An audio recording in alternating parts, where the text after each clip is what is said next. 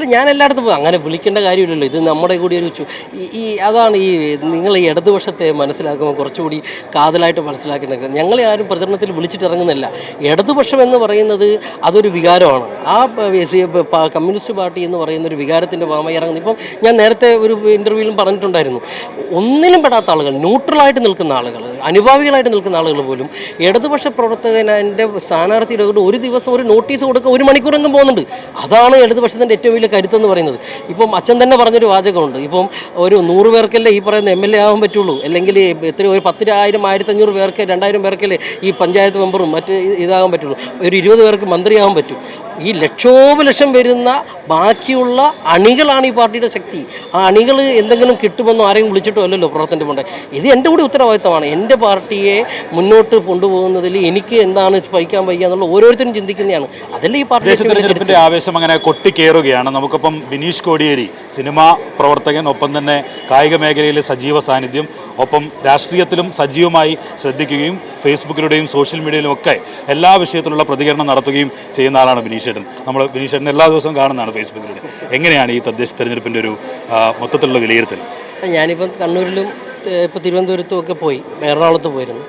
അപ്പം ഒരു ground reality എന്ന് പറയുന്നത്, ഇപ്പം നമ്മൾ സ്വാഭാവികമായിട്ടും ഒരു ഹൗസ് ക്യാമ്പയിനിങ്ങിലേക്ക് പോകുമ്പോൾ വീടുകളിലേക്ക് നേരിട്ട് പോയിട്ട് വോട്ട് ചോദിക്കുന്ന ഒരു രീതിയായിരിക്കും മിക്കവാറും എല്ലാ സ്ഥാനാർത്ഥികളെയും സംബന്ധിച്ചിട്ട്. തദ്ദേശ സ്വയംഭരണ സ്ഥാപനത്തിൻ്റെ എല്ലാവർക്കും നേരിട്ടിട്ട് സ്ഥാനാർത്ഥി പോയി കാണുന്നില്ല.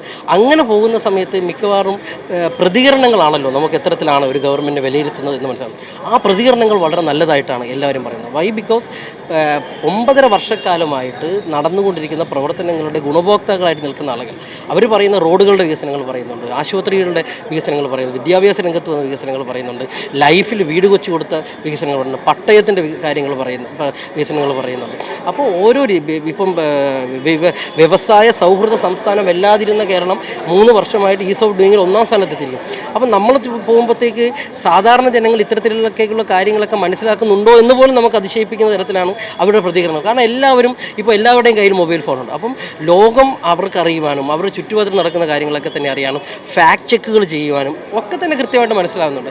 അപ്പോൾ ഒരു പ്രവർത്തകർക്ക് പോയിട്ട് ഒരു വിഷയം അവതരിപ്പിക്കുന്നതിന് LDF പ്രവർത്തകരെ സംബന്ധിച്ചുള്ള ഏറ്റവും വലിയ ഒരു ഭാഗ്യമെന്ന് പറയുന്നത് വിഷയ ദൗർബല്യം ഞങ്ങൾക്കില്ല. അതിനിടയിൽ ആണ് പല വിവാദങ്ങൾ ഉണ്ടാകുന്നത്. ഈ ശബരിമല, ഇപ്പോൾ നമുക്കറിയാം ശബരിമല ഒരു തെരഞ്ഞെടുപ്പിൽ LDF വലിയ തിരിച്ചടി ഉണ്ടാക്കിയതാണ്. അതേ രീതിയിലുള്ള വിവാദങ്ങളാണ് ഇപ്പോൾ ഉയർന്നില്ല. അങ്ങനെ എന്തെങ്കിലും തരത്തിലുള്ള വിവാദങ്ങൾ തെരഞ്ഞെടുപ്പിനെ ബാധിക്കാൻ സാധിക്കും? അല്ല, ഈ വിവാദങ്ങളൊക്കെ തന്നെ നിങ്ങൾ നോക്കൂ, ഈ ഇലക്ഷൻ ടൈമിലേക്ക് മാത്രം ഒരുക്കി വെച്ചിരിക്കുന്ന വിവാദങ്ങളാണ്. അതിപ്പം കാലാകാലങ്ങളായി ഇപ്പം അതിൻ്റെ ഏറ്റവും വലിയൊരു ഇരയാണല്ലോ ഞാൻ. ഇലക്ഷൻ കാലഘട്ടത്തിൽ ഒരുക്കി വെക്കുന്ന ഒരുപാട് ചതിക്കുഴികളും ഇലക്ഷൻ കാലത്ത് ഒഴിച്ചു വെക്കുന്ന ഒരുപാട് വിവാദങ്ങളും ഒക്കെ തന്നെ ഇനിയും വരും. ഇനിയുള്ള 5 മാസക്കാലം നിങ്ങൾ നോക്കിക്കോളും. ഇല്ലാത്ത കഥ, അയ്യോ ഇങ്ങനെയൊക്കെയാണോ എന്ന് നമ്മളെ മൂക്കത്ത് വിരൽ വെച്ച് പോകുന്ന തരത്തിലേക്കുള്ള കഥകളും മെനഞ്ഞുകൊണ്ട് ഒരു കൂട്ടം കാത്തിരിപ്പുണ്ട്.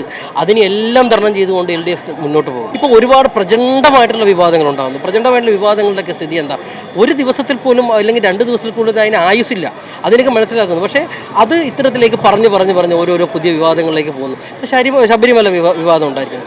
ആ വിവാദം ഉണ്ടായവരെ സംരക്ഷിക്കുവാൻ വേണ്ടിയുള്ള എന്തെങ്കിലും നടപടികൾ ഗവൺമെൻറ്റിൻ്റെ ഭാഗത്ത് നിന്ന് എടുത്തിട്ടുണ്ടെങ്കിൽ അതിന് നിങ്ങൾക്ക് ഒരു വിവാദത്തിൻ്റെ പെട്ടികയിൽപ്പെടുത്താം. പക്ഷേ അങ്ങനത്തെ ഒരു വിവാദമില്ല. അതിൽ എന്താണോ ഈ പറയുന്ന സംഭവിച്ചിരിക്കുന്നത് അത് അതിൻ്റെ നിയമത്തിൻ്റെ വഴിക്ക് പോയി എല്ലാവരെയും അറസ്റ്റ് ചെയ്തിരിക്കുന്നു. അങ്ങനെയാണെങ്കിൽ ഇത്തരത്തിലുള്ള അറസ്റ്റുകളൊന്നും നടക്കില്ലല്ലോ. കേരളത്തിലെ ജനങ്ങൾ വരികൾക്കിടയിൽ വായിക്കുന്ന ജനങ്ങളാണ്. ഒരു വാർത്തയുടെ വരികൾക്കിടയിലൂടെ വായിച്ചില്ലെങ്കിൽ അല്ലെങ്കിൽ ഇവിടെ കമ്മ്യൂണിസ്റ്റ് പ്രസ്ഥാനം ഉണ്ടാവില്ല. ഇത്രയും പ്രചണ്ഡമായ ഇപ്പോഴല്ലേ ഈ പറഞ്ഞ സോഷ്യൽ മീഡിയസൊക്കെ ഇതൊന്നുമില്ലാതിരുന്ന കാലഘട്ടത്തിൽ ജനങ്ങളുമായിട്ട് ഡയറക്റ്റായിട്ട് ബന്ധം പുലർത്തിക്കൊണ്ട് ജനങ്ങളുമായിട്ട് ബന്ധം നിലനിർത്തിക്കൊണ്ട് രാഷ്ട്രീയം പറഞ്ഞിരുന്ന കാലഘട്ടത്തിൽ പ്രചണ്ഡമായ പ്രചരണങ്ങൾ വലിയ മാധ്യമ ഭീമന്മാരുടെ കാലഘട്ടത്തെ അതിജീവിച്ചു കൊണ്ട് വന്നിരിക്കുന്ന ഒരു പ്രസ്ഥാനമാണ് കേരളത്തിലെ CPM എന്ന് പറയുന്നത്. ഇപ്പം അഭിഭാഷകനാണ്, തിരക്കുകൾ ഒരുപാടുണ്ട്, സിനിമാ പ്രവർത്തകൻ, ഒപ്പം തന്നെ സ്പോർട്സ് രംഗത്തൊക്കെ സജീവമായിരിക്കുകയാണ്. തെരഞ്ഞെടുപ്പ് പ്രചാരണത്തിന് ഇറങ്ങുന്നുണ്ടോ? കുറേ ആളുകൾ മത്സരിക്കുന്നു. ഞാൻ എല്ലായിടത്തും പോകുന്നുണ്ട്. ഇപ്പോൾ തിരുവനന്തപുരത്ത് തന്നെ ഇപ്പം ദീപകൻ്റെ അടുത്ത് പോയി, IP അടുത്ത് പോയി, അപ്പോൾ അംശുവിൻ്റെ അടുത്ത് പോകണം, ശ്യാമ മത്സരിക്കുന്നുണ്ട്, അമൃത മത്സരിക്കുന്നുണ്ട്, തൈക്കാട് മത്സരിക്കുന്നുണ്ട്.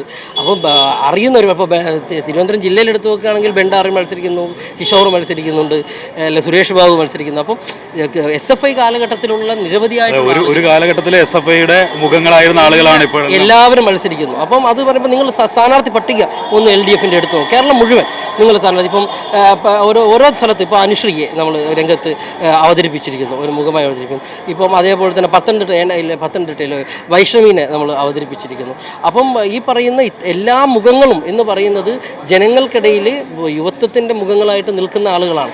അവരെയാണ് ഈ പറയുന്ന LDFിൻ്റെ രാഷ്ട്രീയത്തിൻ്റെ ഭാഗമായിട്ട് അവതരിപ്പിച്ചിരിക്കുന്നത്. എല്ലാവരും ഇപ്പം എനിക്ക് തോന്നുന്നു ഒരു 45 വയസ്സിന് താഴെയുള്ള ആളുകളാണ് ഒരു 80% LDFിൻ്റെ സ്ഥാനാർത്ഥി പട്ടികയിലുള്ളത്. എന്നാൽ അപ്പുറത്ത് നിങ്ങൾ നോക്കും എത്രത്തിലാണ് അവിടെ കാര്യങ്ങൾ നടക്കുന്നത്. മരണം നടന്ന ഒരു പ്രവർത്തകനെ പോലും BJPയുടെ കൂടെ നിന്ന് പ്രവർത്തിച്ച ഒരു പ്രവർത്തകനെ പോലും ആ മരണത്തെ പോലും എത്ര വക്രീകരിച്ച് അവർ പറയുന്നത്. ഒരു മരണം സംഭവിച്ചിരിക്കുന്നു, ഓക്കെ, നമുക്ക് ഏത് ആത്മഹത്യ ചെയ്ത് അതിനൊന്നും ഒരു പരിഹാരം, അതൊക്കെ രണ്ടാമത്തെ വിഷയമാണ്. പക്ഷേ അതൊരു മരണമാണ് സംഭവിച്ചിരിക്കുന്നത്. ആ മരണത്തെ എത്ര ദുഷ്ടതയോടുകൂടി വക്രീകരിച്ചുകൊണ്ട് ആണ് അതിൻ്റെ ആ പാർട്ടി തന്നെ അവതരിപ്പിച്ചു. ഇങ്ങനെയുള്ളൊരു പാർട്ടിയിൽ ആരും നിൽക്കുന്നേ? ഇങ്ങനൊരു പാർട്ടിയിൽ പോയിട്ട് ആരെങ്കിലും പ്രവർത്തിക്കാൻ ചെയ്യാനോ?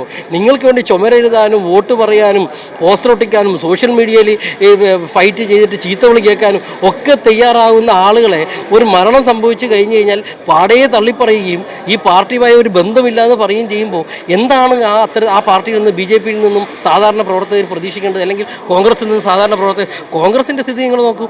സ്വന്തം വോട്ടർ പട്ടികയിൽ പോലും വോട്ട് ചേർക്കാൻ വേണ്ടിയുള്ള പണിയെടുക്കാൻ പോലും അവർക്ക് കഴിയുക.